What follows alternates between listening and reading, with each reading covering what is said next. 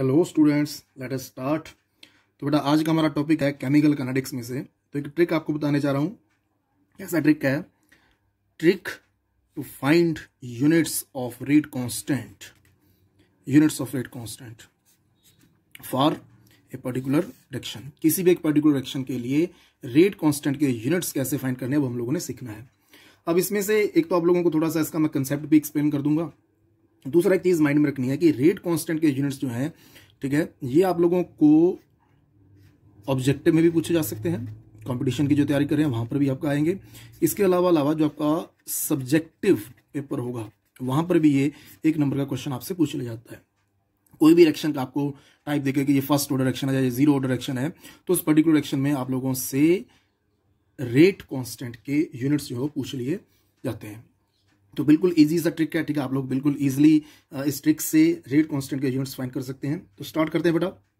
देखो, rate of reaction आप कैसे लिखते हो? Rate is equal to rate constant K into concentration of reactant.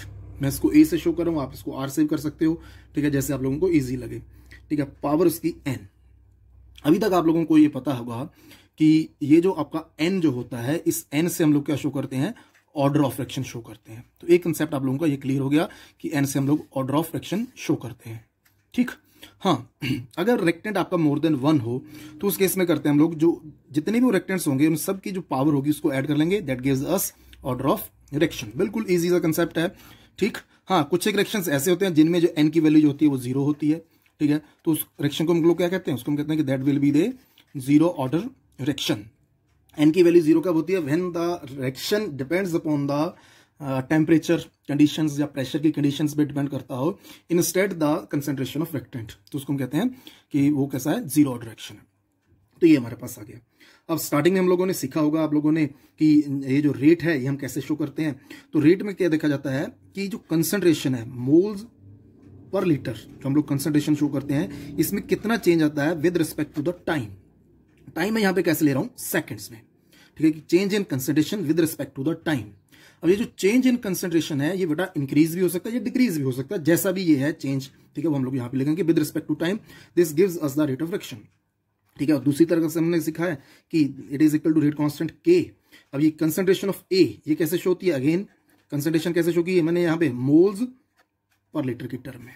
तो ये यहाँ पे ऐसे आ जाएगा मोल्स पर लीटर, और ये पावर इसकी एन हो जाएगी, ठीक। फाइंड क्या करना हम लोगों को? हम लोगों को फाइंड करने हैं रेट कांस्टेंट के यूनिट्स, ठीक है। तो यहां से के यूनिट्स कैसे बनेंगे? देखो, रेट कांस्टेंट के इज इक्वल टू, ठीक है, इन दोनों को हमने सॉल्व करना है।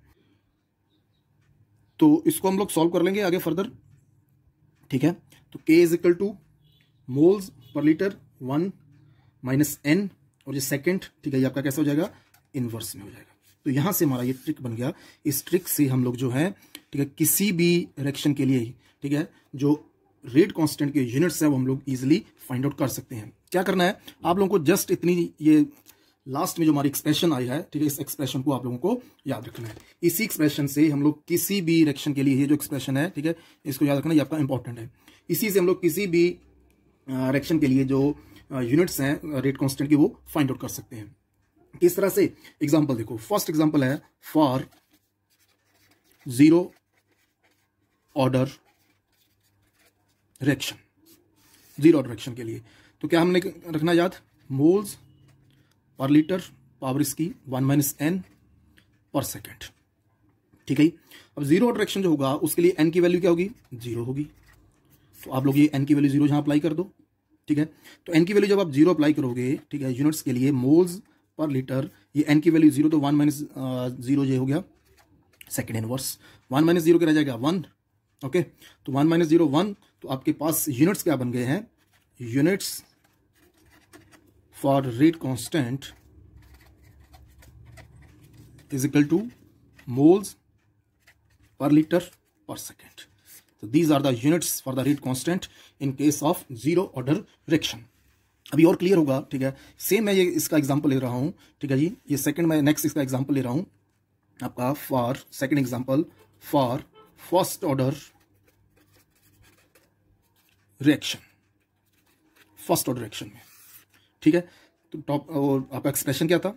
मोल्स पर लीटर पावर क्या थी 1 माइनस एन पर सेकेंड, यहाँ एन की वैल्यू क्या आ गई बेटा 1, अप्लाई करो, क्या बन गया आपका मोल पर लीटर, ठीक है 1 माइनस 1 पर सेकेंड, 1 माइनस 1 क्या हो जाएगा 0, तो ये आपका मोल पर लीटर पावर इसकी 0 पर सेकेंड।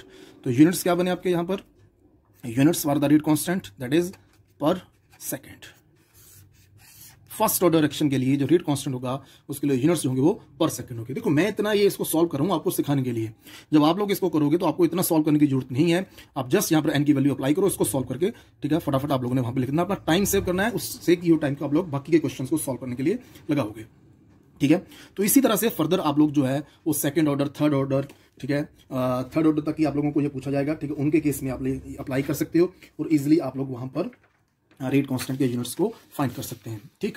मैं एक और एग्जांपल आप लोगों के साथ डिस्कस कर रहा हूं, ठीक है, तीसरा एग्जांपल हो गया ये, तो थर्ड हो गया फॉर फर्स्ट ऑर्डर हमने कर लिया, सेकंड ऑर्डर कर लिया, सॉरी जीरो ऑर्डर कर लिया, फर्स्ट ऑर्डर कर लिया, मैं डायरेक्टली अब कर रहा हूं for the third order action, for the third order action.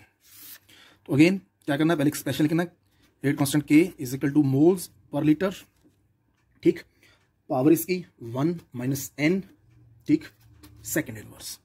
तो थर्ड ऑर्डर है, जब ये आपका रिएक्शन थर्ड ऑर्डर है तो इस केस में एन की वैल्यू क्या होगी 3 होगी, ठीक।